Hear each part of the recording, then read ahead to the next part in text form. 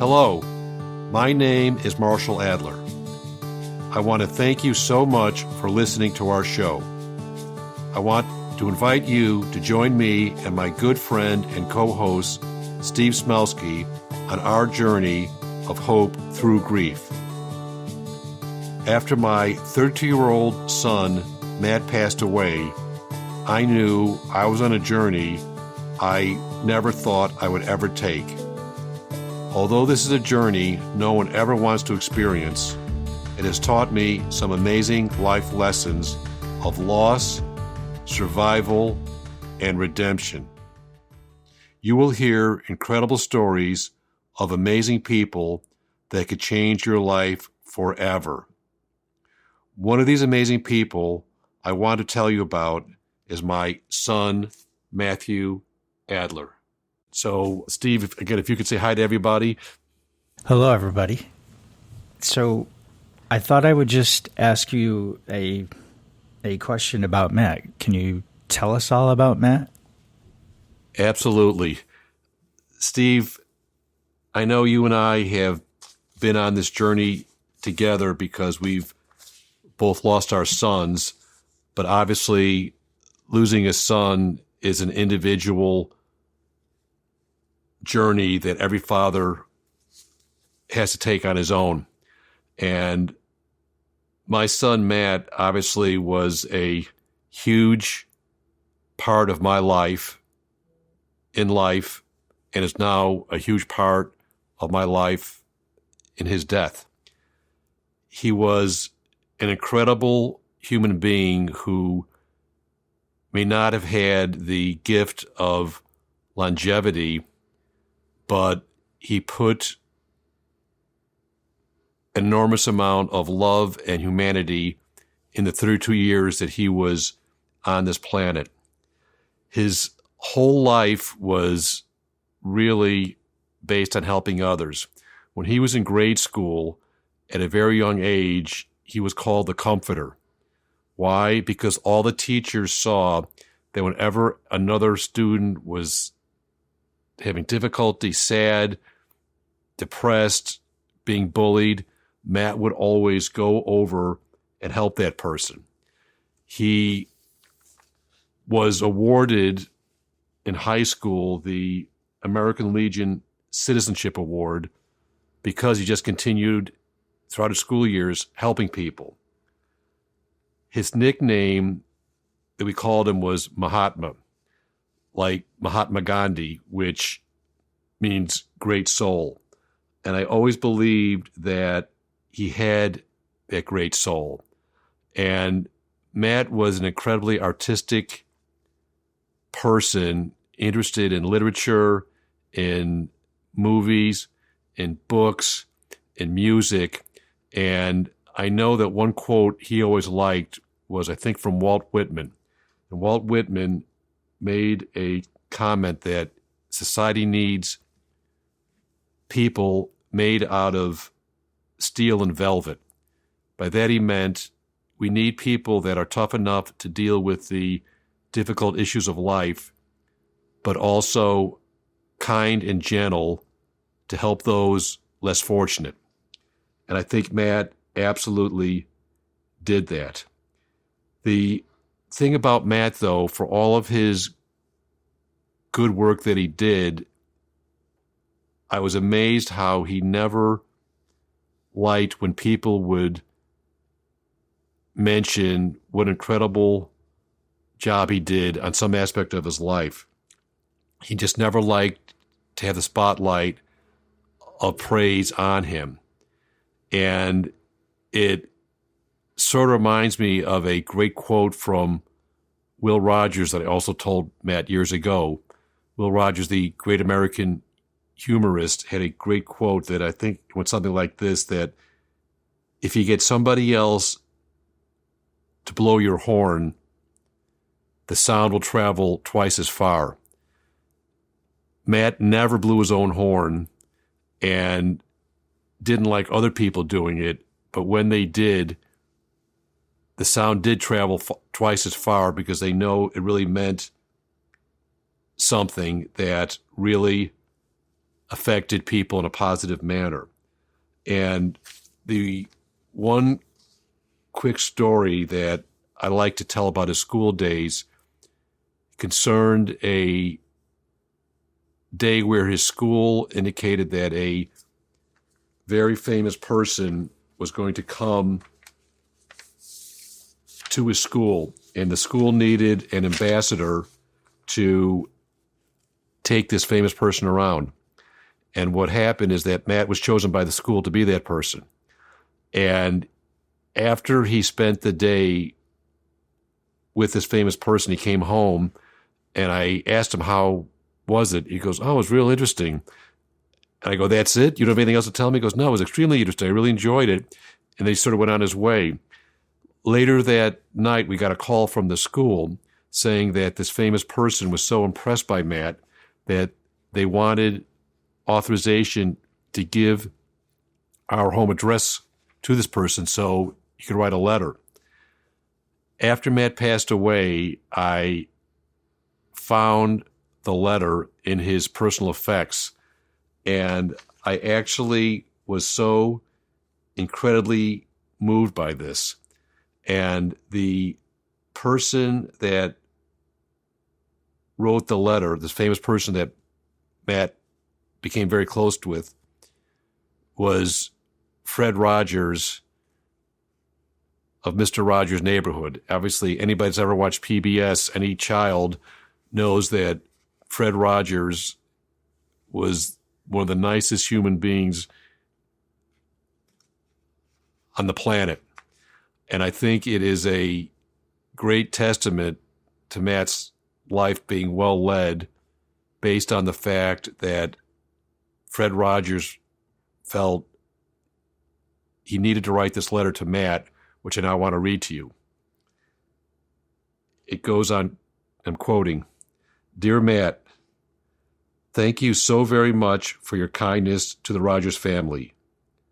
You, by your sensitive guidance through the school, allowed us to have a most wonderful, memorable visit.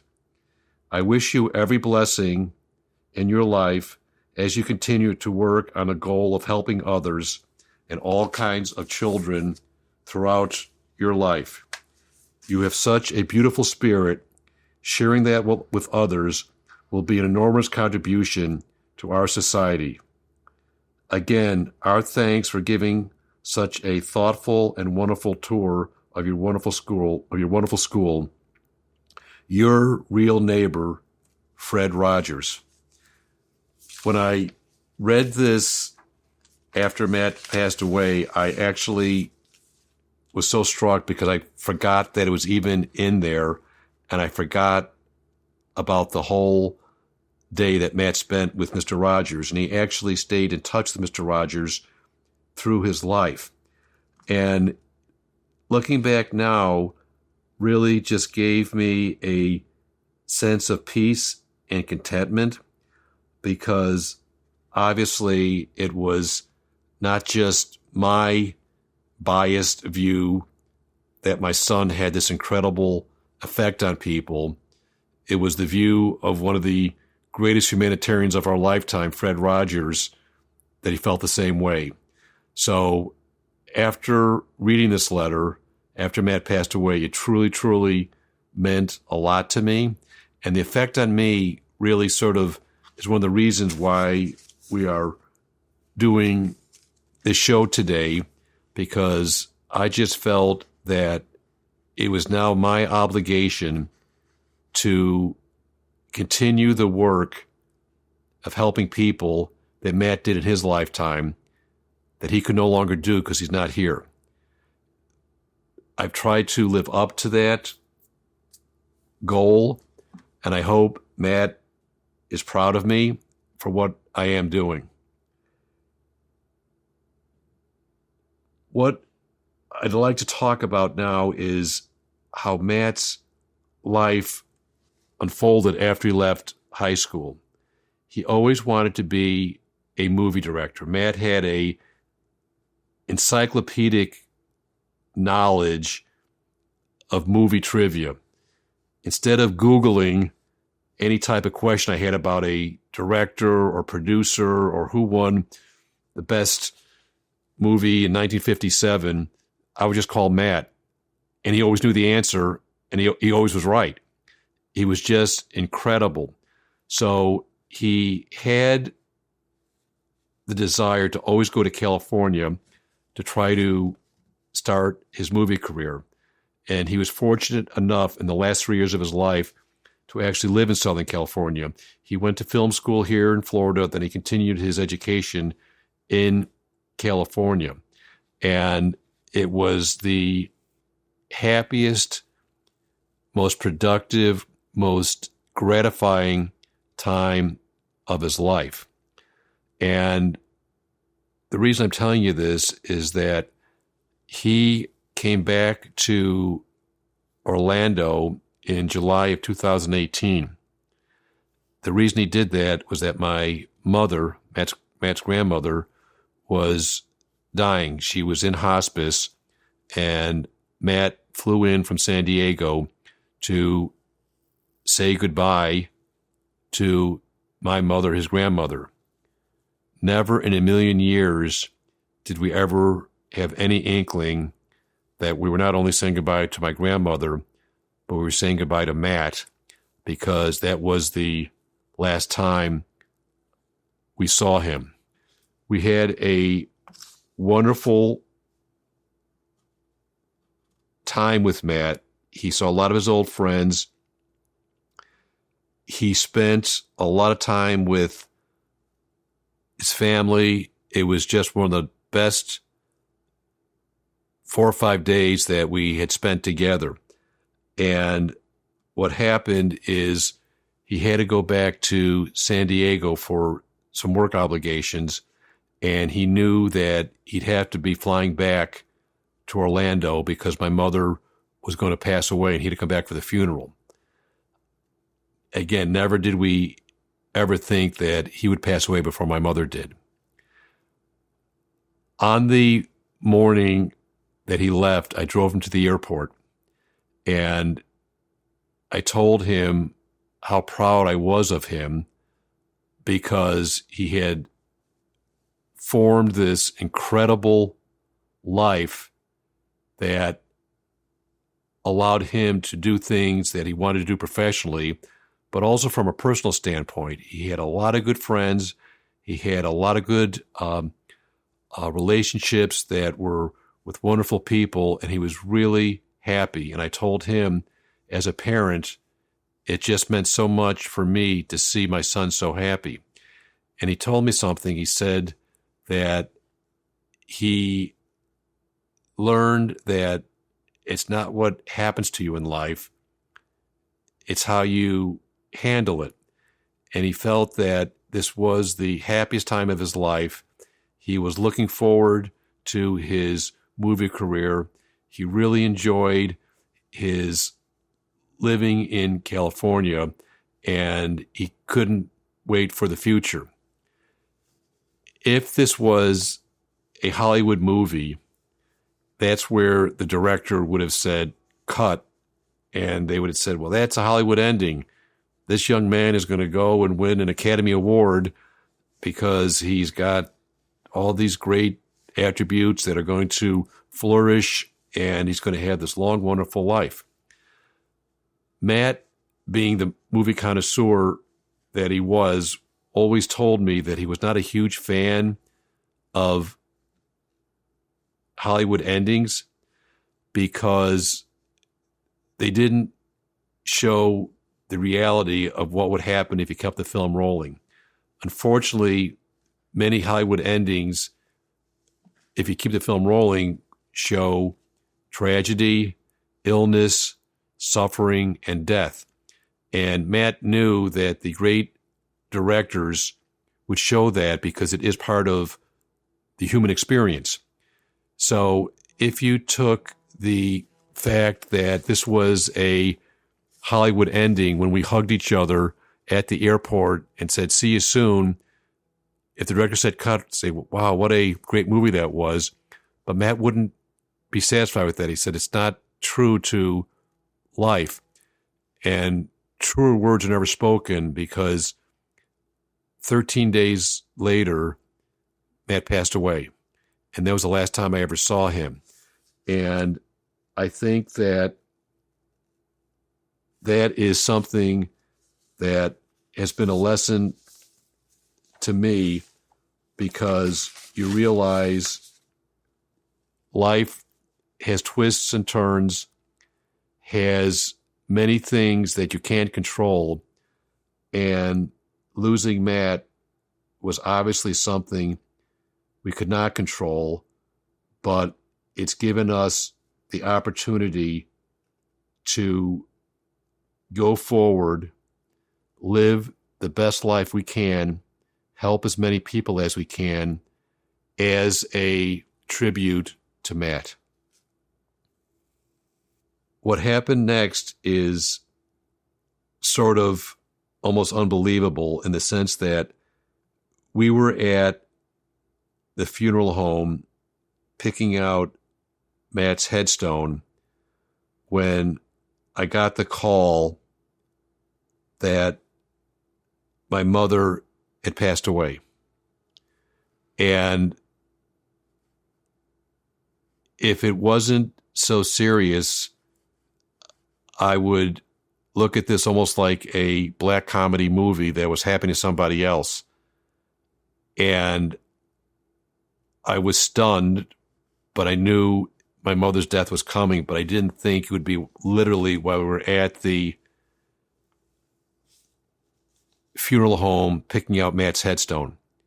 So what happened after that, we had to continue on and go to Matt's gravesite to see where he was going to be laid to rest, which actually was close to my parents. And right there and then, I knew we had to make a decision from the standpoint of where do we go forward after losing our son, Matt.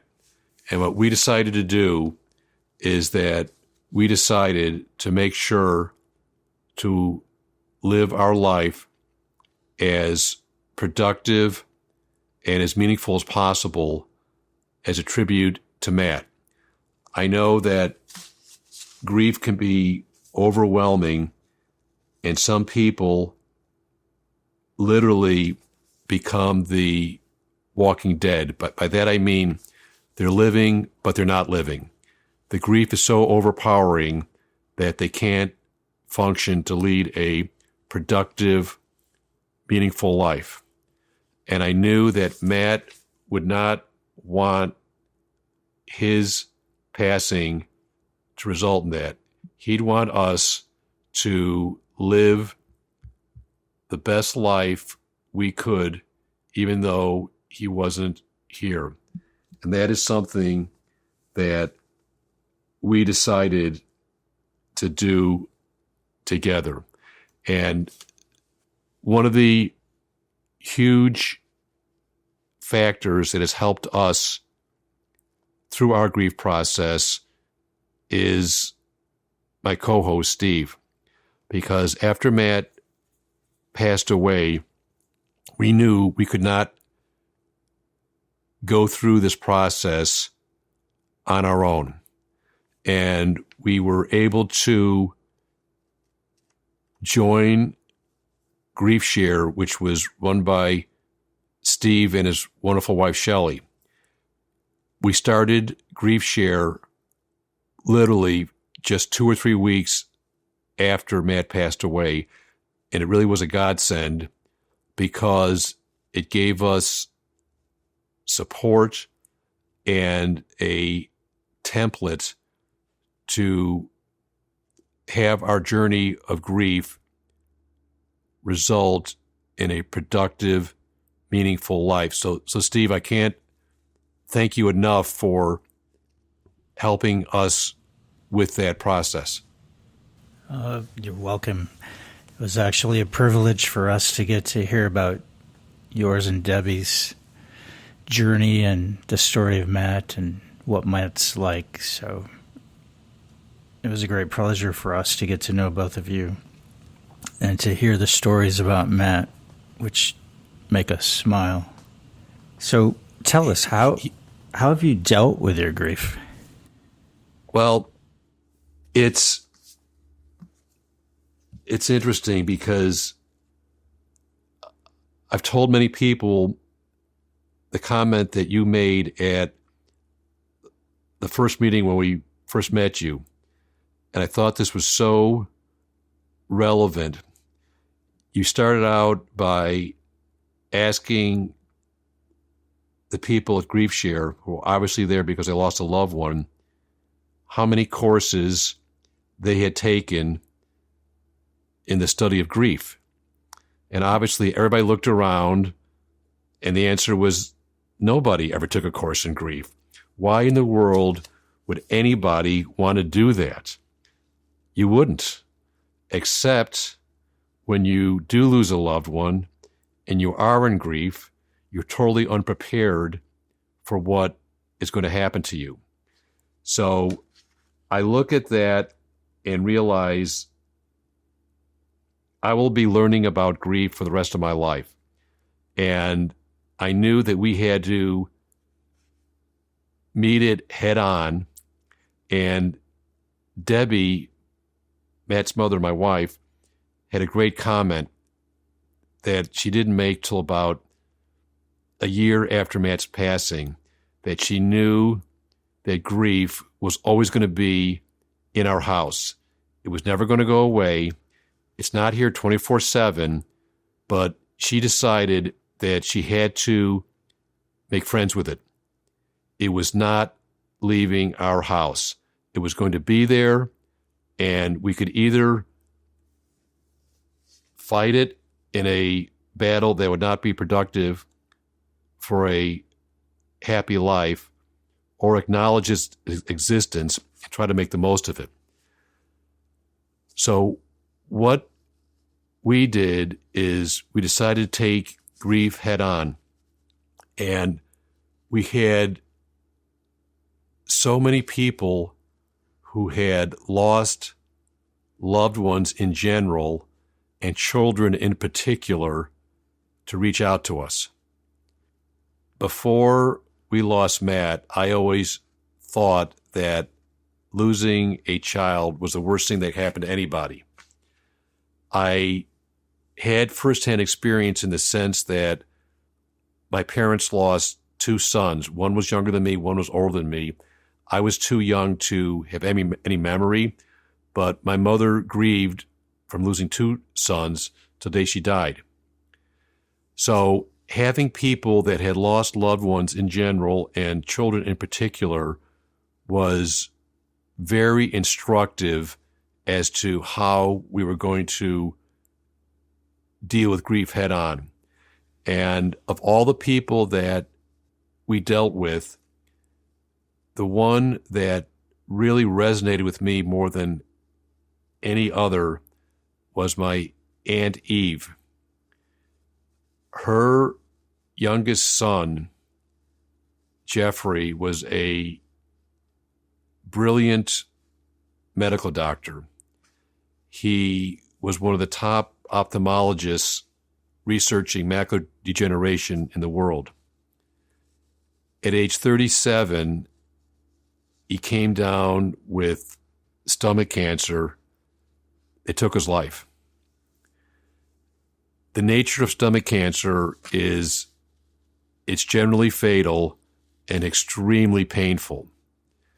And my Aunt Eve called me after Matt's passing and told me a story that I never heard.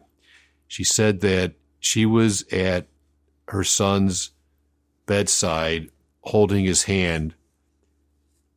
Jeff was a fighter, and he was trying to fight this stomach cancer. And she knew it was a battle he couldn't win.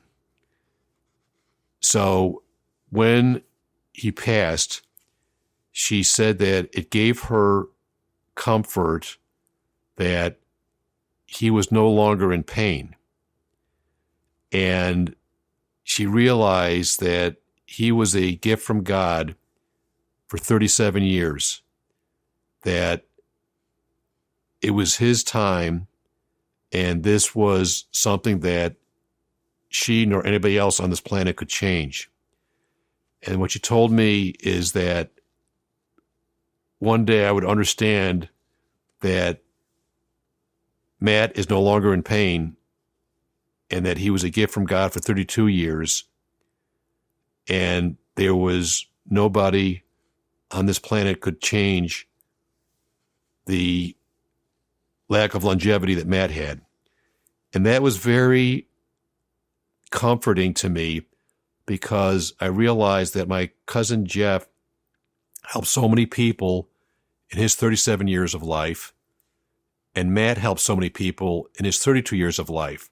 So neither one of these two incredible people had the gift of longevity, but they had the gift of helping humanity.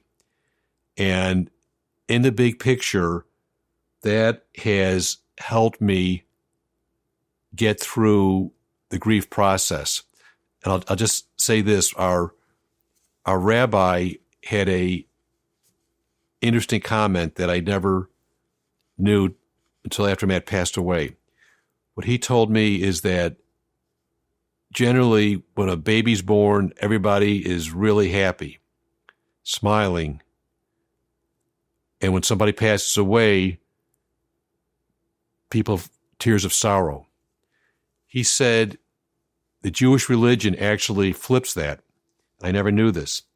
He said that in the Jewish religion, the tenets actually are to have tears of sorrow when a baby is born because you know there's going to be difficulties.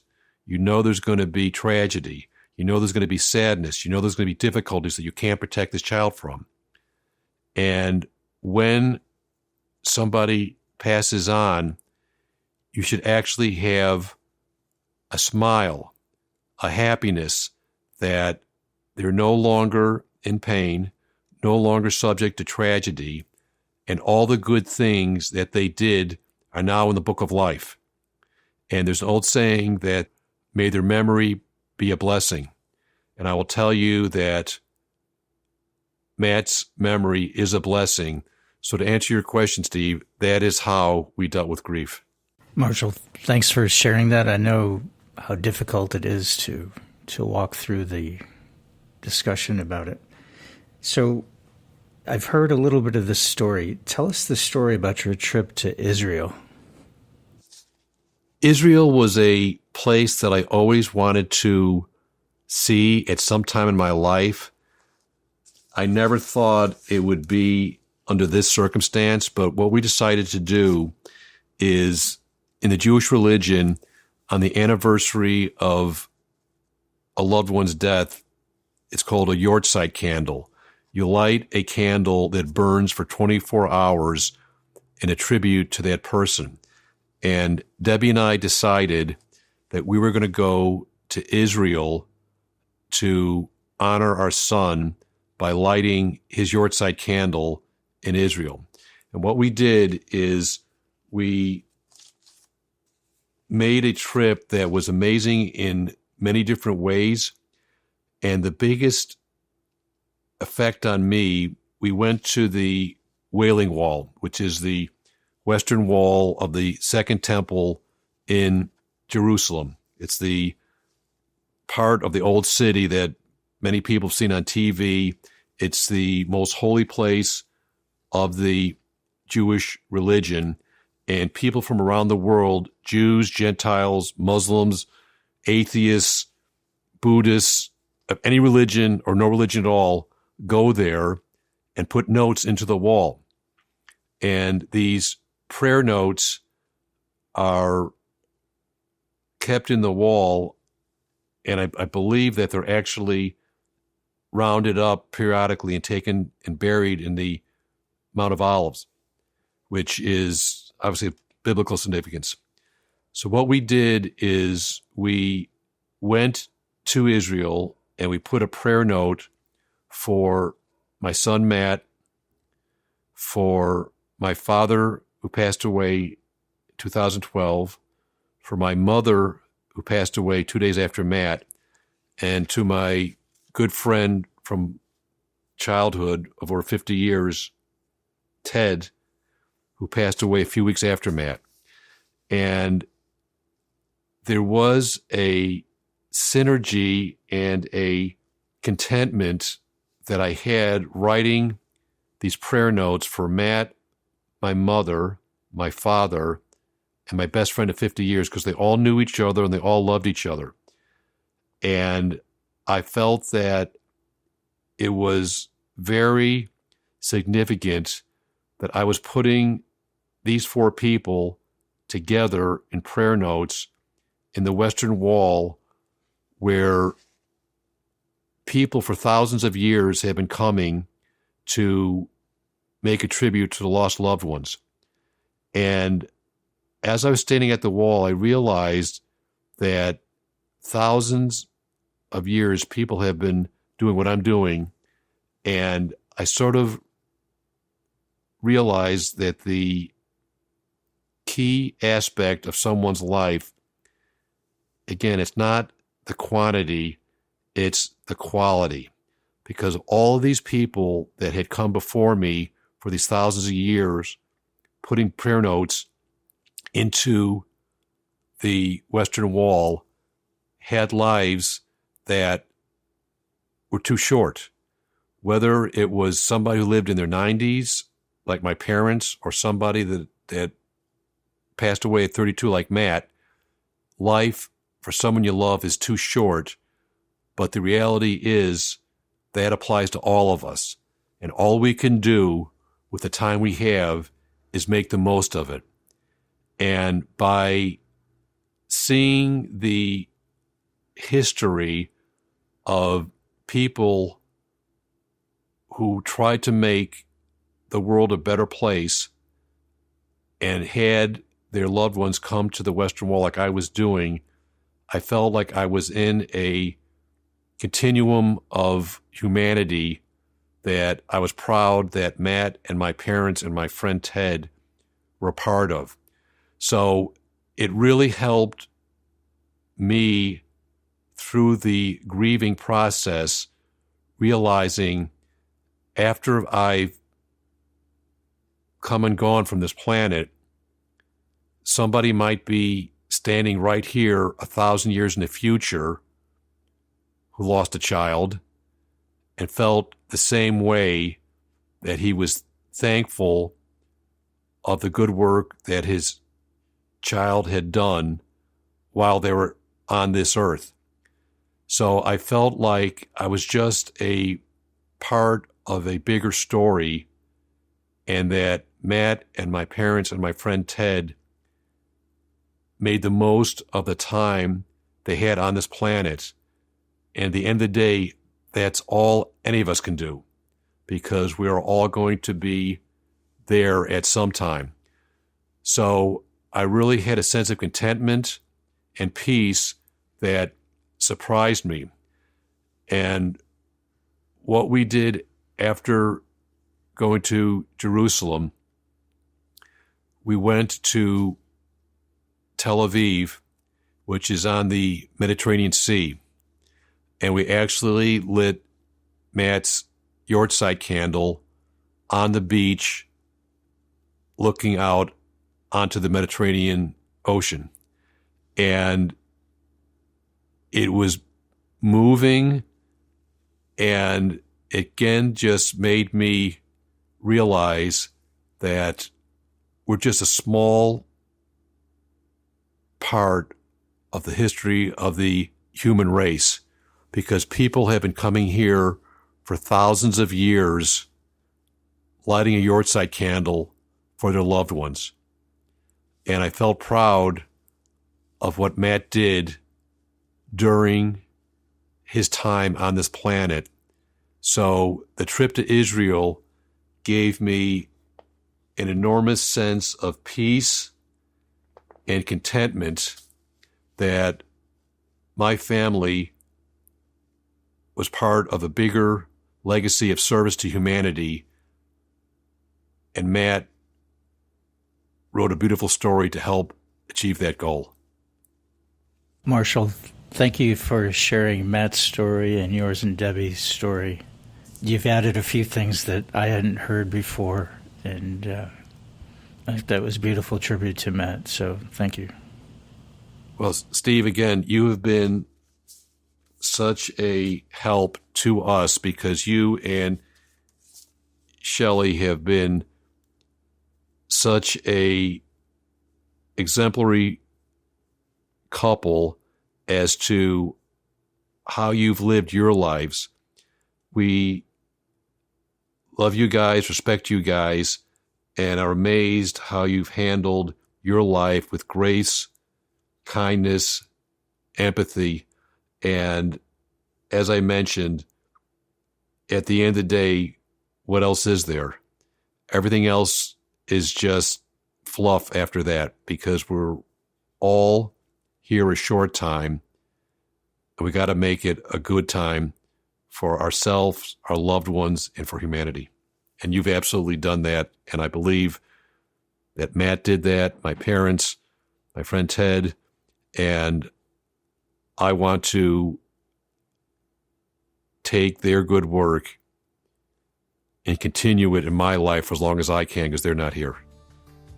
So I hope today's discussion was helpful. And as we go through this journey together of hope through grief, we are going to be telling stories that are helpful to anybody who's going through the grief process. So again, I'd like to thank you so much for listening, and we will talk to you soon. Thank you. Thank you, and have a good day. Thank you for joining us on Hope Through Grief with your co-hosts, Marshall Adler and Steve Smelski. We hope our episode today was helpful and informative. Since we are not medical or mental health professionals, we cannot and will not provide any medical, psychological, or mental health advice. Therefore, if you or anyone you know requires medical or mental health treatment, please contact a medical or mental health professional immediately.